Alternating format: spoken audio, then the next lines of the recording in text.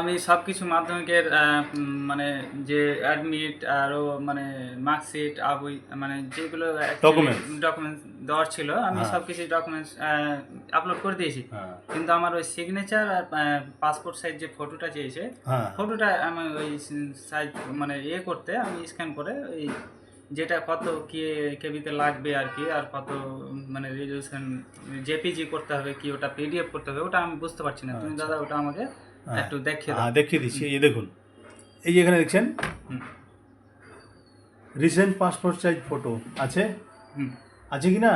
এই দেখেন JPG PNG, মানে আপনাকে এখানে বলে দিচ্ছে হয় জেপিজি না হলে পিএনজি, ঠিক আছে? তো জেপিজি করাটা ভালো, মানে বেশি সহজ। তো আমি আপনাদের দেখিয়ে দিচ্ছি কি করে জেপিজি মানে জেপিজি ফরম্যাটে মানে কত ডিপিআইয়ে হ্যাঁ কত রেজুলেশনে আপনাকে স্ক্যান করতে হবে, প্রিভিউ করতে হবে এবং স্ক্যান করতে হবে। তারপরে আপনার সাইজ অটোমেটিক হয়ে যাবে, ওখান থেকে আপনি ক্রপ করে ওটা আপলোড করে দেবেন। আমি সম্পূর্ণ প্রসেস কিন্তু দেখিয়ে দিচ্ছি। বন্ধুরা একটু ভিডিওটা কিন্তু ধৈর্য ধরে দেখতে হবে। ভিডিওটা যদি ধৈর্য ধরে না দেখেন তাহলে কিন্তু শিখতে পারবেন না। এগুলো হচ্ছে শিক্ষণীয় ভিডিও। আর ভিডিওটা যদি ভালো লাগে, ভিডিওটা থেকে যদি আপনারা কিছু শিখতে পারেন, তাহলে ভিডিওটা কিন্তু একটু অন্যের মাঝে ছড়িয়ে দিবেন, তাই না? কমেন্ট করে দিবেন তো, আর লাইক কমেন্ট করে দিতে হবে। তো ভিডিওটা শুরু করছি। স্টেপ বাই স্টেপ আমি দেখিয়ে দিচ্ছি আপনাদের, একটু ধৈর্য ধরে দেখবেন। ঠিক আছে। পাসপোর্ট সাইজ ফটো, আপনার ফটোটা স্ক্যান করতে হবে, আর এখানে সিগনেচারটা আপনার করতে হবে, স্ক্যান করে দিতে হবে। একই প্রসেসে, একই প্রসেস না, আমি এটাও দেখিয়ে দিচ্ছি আপনাকে, ঠিক আছে? এটা প্রসেসটা আলাদা। হ্যাঁ, এটার প্রসেস আলাদা, এটা আমি দেখিয়ে দিচ্ছি। মানে এটা ওই পিডিএফ করতে হবে না, জেপিজি করতে হবে। আপনার ফটোটা দিন, আমি দেখিয়ে দিচ্ছি।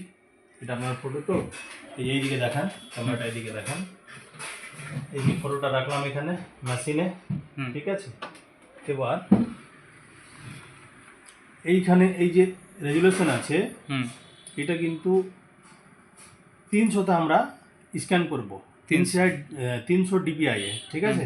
এই যে এখানে পিডিএফ ওটা করেছিলাম, এটা কিন্তু জেপিজি হবে, এখানে জেপিজি বলেছে কিন্তু, ঠিক আছে? এবার এটাকে প্রিভিউ করে নিব। এই দেখুন, এই দেখুন এখানে প্রিভিউ, এখানে প্রিভিউ ক্লিক করব। ক্লিক করার পরে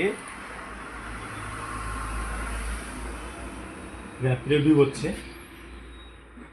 হ্যাঁ, এই যে এই ছবিটাকে আমরা এইভাবে কিন্তু ক্রপ করে নেব, ঠিক আছে? এই ধরুন, তারপর এই স্ক্যান আছে না, 300তে আবার স্ক্যান করে দেবো। এই যে আমার যেহেতু ওটা করা আছে ওই জন্য এই যে হলো, এখানে সেভ করে দিলাম।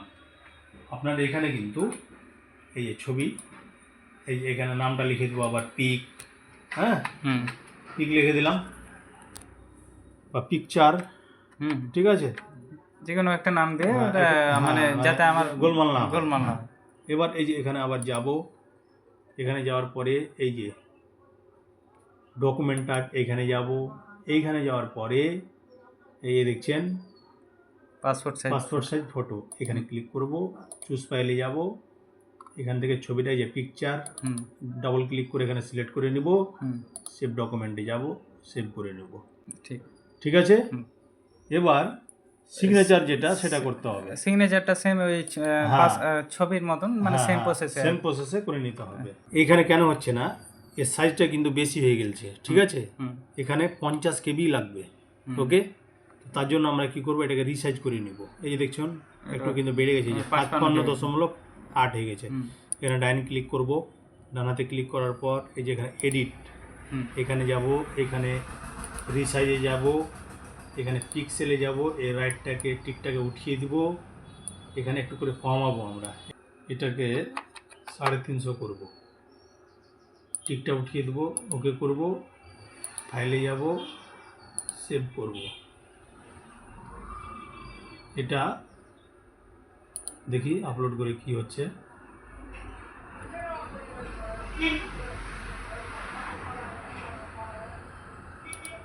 এটা সাইজটা চেক করে নেব,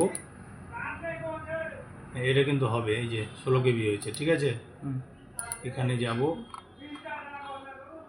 এখানে গিয়ে এই যে সিগনেচার, চুজ ফাইল, ঠিক আছে, সিগনেচার, সেভ ডকুমেন্ট।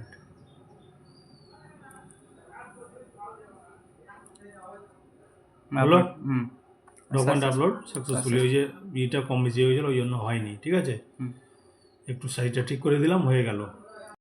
এবার ফটো সিগনেচার কিন্তু আপলোড করা কমপ্লিট। তারপরে এই যে এখানে দেখছেন রেডি টু সাবমিট আছে, হুম এখানে ক্লিক করতে হবে।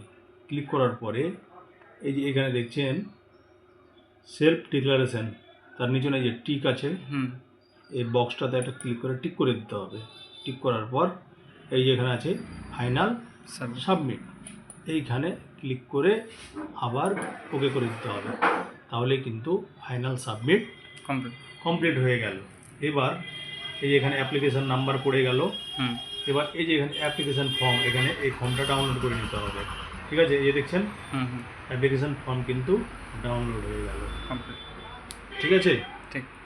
তো এইভাবেই কিন্তু ডকুমেন্টসগুলো আপলোড করে নিতে হবে।